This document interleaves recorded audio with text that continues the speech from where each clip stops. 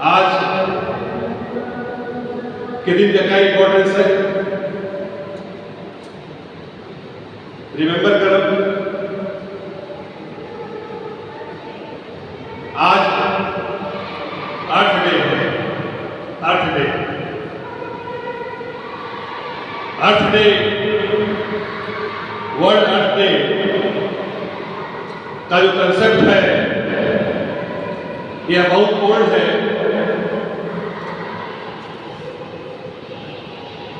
ऐसे 1970 में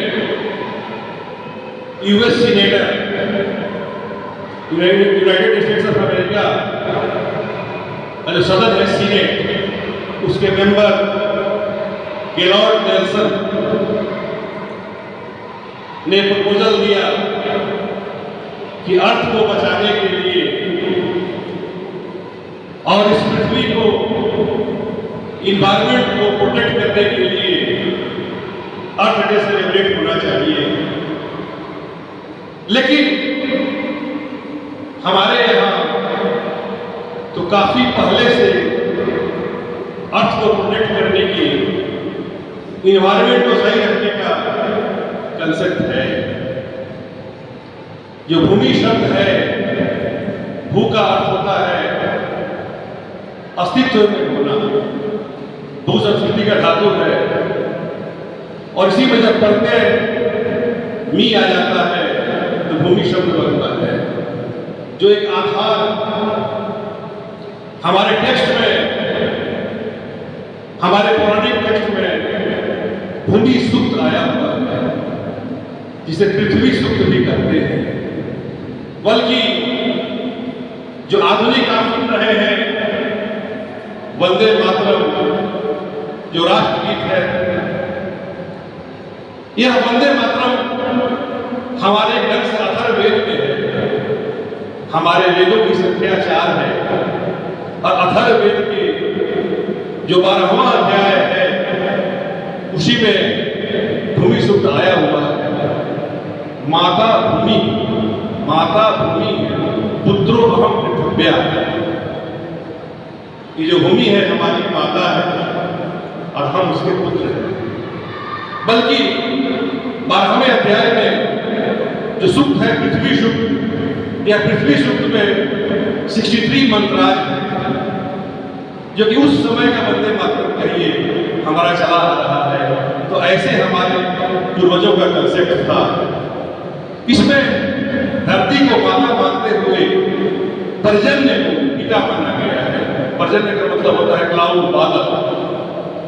तो पिता के रूप में धरती को ताकत प्रदान करते हैं और धरती हमारी माँ के बना है। यही नहीं, बल्कि जो पृथ्वी शब्द है, ब्रह्मा के पौत्र कश्यप ऋषि हुए जो कश्मीर बसाए, आगे चलकर के उनके पुत्र विवस्वान हुए, जिसे राम को सूर्यवंशी राजा कहा जाता है। उसी कुल में राजा पृथु होते हैं, राजा पृथु, और पृथु से ही पृथ्वी शब्द आया हुआ है।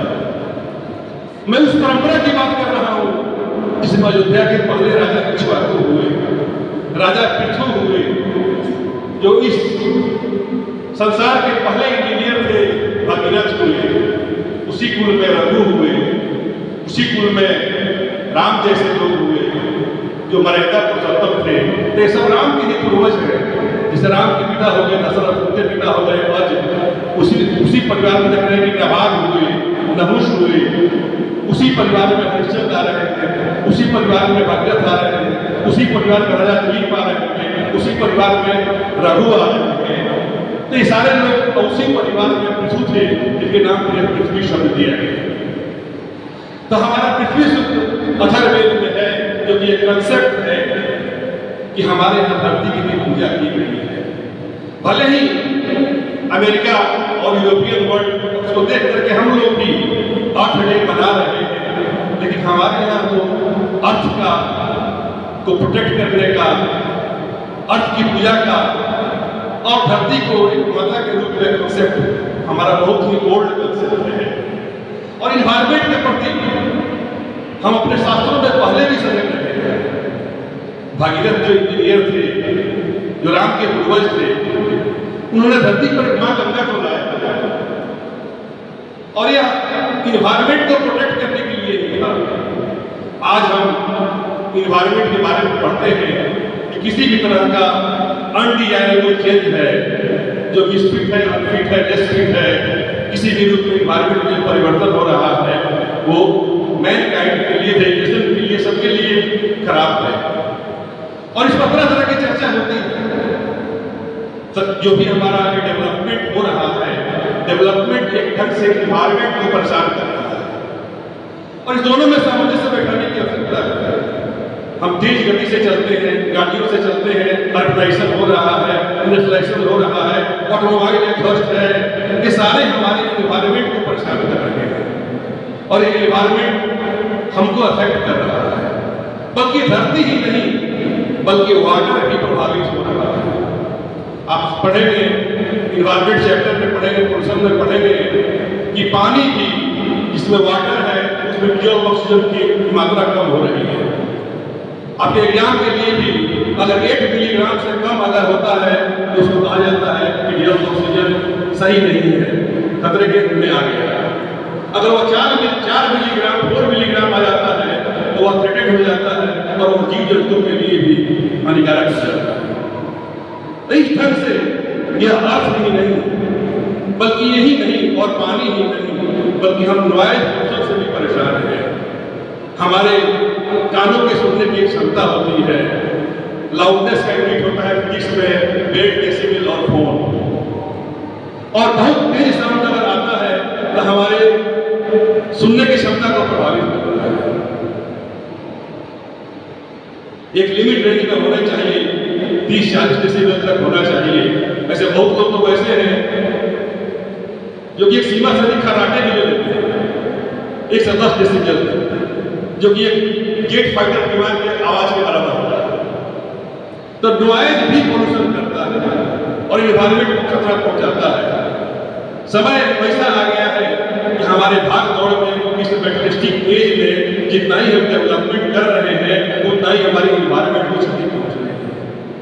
तो आवश्यकता है उस इन्वायरमेंट को प्रोटेक्ट करने का, उन चीजों को प्रोटेक्ट करने का जिससे हम धरती पर ठीक से सांस ले सकें। तो अर्थ डे सेलिब्रेट करने का जो हमारे यहाँ बहुत ओल्ड कॉन्सेप्ट है, किसी न किसी रूप में इन्वायरमेंट के प्रति हमारी शुरू से ही कटिबद्धता रही है, लेकिन एक न्यू कॉन्सेप्ट भी है कि पार्टिकुलर डे को 22 अप्रैल को अर्थ डे सेलिब्रेट किया जाए। तो इन्हीं शब्दों के साथ थैंक यू।